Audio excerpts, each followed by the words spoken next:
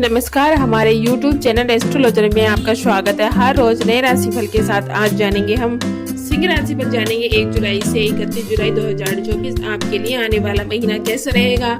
सिंह राशि वालों के लिए जुलाई का महीना कैसा रहने वाला है। ग्रह नक्षत्र क्या परिवर्तन करेंगे, देवगुरु बृहस्पति क्या परिवर्तन करेंगे आपके जीवन में जुलाई के महीने में, जानेंगे विस्तार से। जानेंगे आपके करियर के तौर से, स्वास्थ्य के तौर से, पारिवारिक जीवन के तौर से, प्रेम वैवाहिक तौर से, सभी पर विस्तार से चर्चा करेंगे और अंत में हम आपको बताएंगे उपाय, इसीलिए अंत तक जुड़े रहें। आइए जानते हैं आपके करियर के तौर से जुलाई का महीना कैसा रहने वाला है सिंह राशि वालों के लिए। करियर के दृष्टिकोण से यह महीना आपके लिए उन्नति की राह खोलने वाला महीना रहेगा। परम पवित्र देवगुरु बृहस्पति आपके दशम भाव में पूरे महीने विराजमान रहकर आपको अनुभव देंगे और आप वस्तु स्थिति को समझकर उनके अनुसार आचरण भी करेंगे, आवश्यक निर्णय लेंगे और आवश्यक कार्य करेंगे, जिससे कार्य क्षेत्र में आपकी स्थिति प्रबल होगी और आपको अपने आप को संभालने से, परिस्थितियों को संभल कर काम करने से अच्छी छवि बनाने में सफलता मिलेगी। कार्य क्षेत्र में आपका दबदबा कायम रहेगा।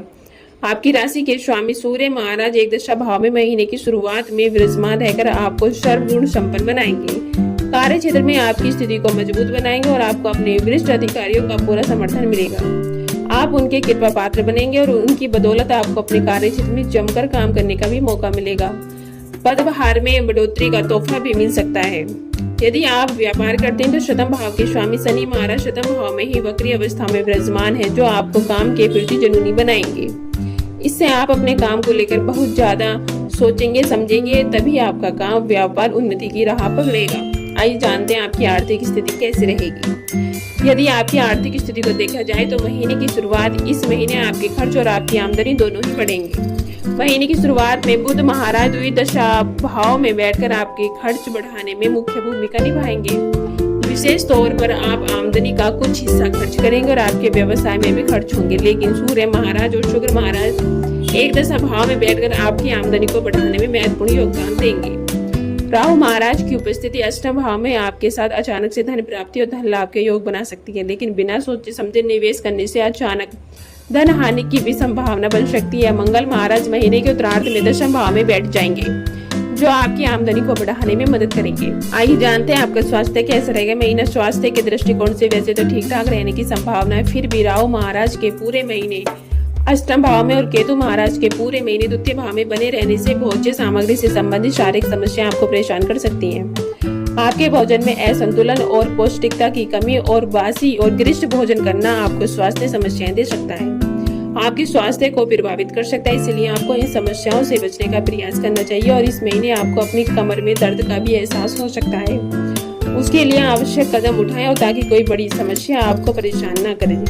आइए जानते हैं प्रेम और वैवाहिक तौर से आपके लिए महीना कैसा रहेगा। यदि आप किसी प्रेम संबंध में हैं तो यह महीना आपके लिए बेहद ही अच्छा रहने वाला है। आप और आपके प्रियतम के बीच सब कुछ रोमांच से भरा रहेगा और आपको अपने चारों ओर अजीब सी खुशी का अनुभव होगा, पर यह खुशी आप दिल से अपने प्रियतम को भी देना चाहेंगे, जिससे आप दोनों के बीच आंतरिक संबंधों में भी बढ़ोतरी होगी और आपका रिश्ता परवान चढ़ेगा।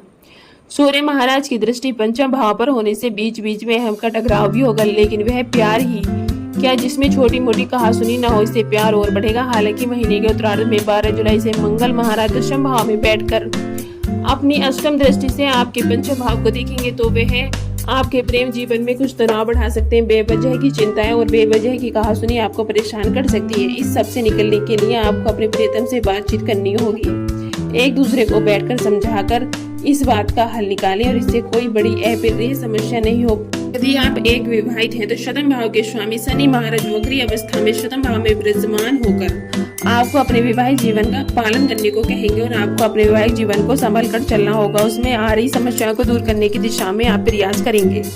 धीरे धीरे इससे आपका वैवाहिक जीवन सुधर जाएगा और आप और आपके जीवन साथी के मध्य तनाव में कमी आएगी और घर में खुशियां बढ़ेंगी। आइए जानते हैं पारिवारिक तौर से आपके लिए महीना कैसा रहेगा।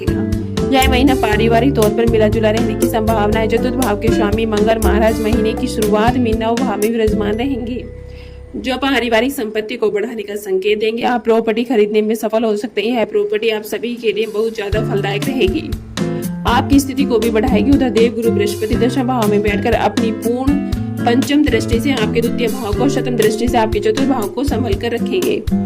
वैसे पारिवारिक जीवन में आ रही समस्याओं में कमी आएगी, परिवार में प्रेम बढ़ेगा और एक दूसरे के प्रति जिम्मेदारियों का भाव रहेगा। परिवार के बुजुर्ग सदस्यों का भी पूरा सहयोग मिलेगा। आपके माता और पिता परिवार के हित में कोई बड़ा निर्णय भी इस महीने ले सकते हैं और उनके स्वास्थ्य में सुधार होगा। दूसरे भाव के स्वामी बुध महाराज महीने की शुरुआत में आपके द्वादश भाव में विराजमान रहेंगे, जिससे परिवार को लेकर कुछ खर्च भी अवश्य करने पड़ेंगे। लेकिन 19 जुलाई को बुध महाराज आपकी राशि में प्रवेश कर जाएंगे और परिवार के लोगों का सहयोग आपके पक्ष में मोड़ लेगा। इससे आपको और भी ज्यादा खुशी होगी। आइए जानते हैं उपाय। आपको प्रतिदिन भगवान विष्णु की उपासना करनी चाहिए और उन्हें पीला चंदन अर्पित करना चाहिए।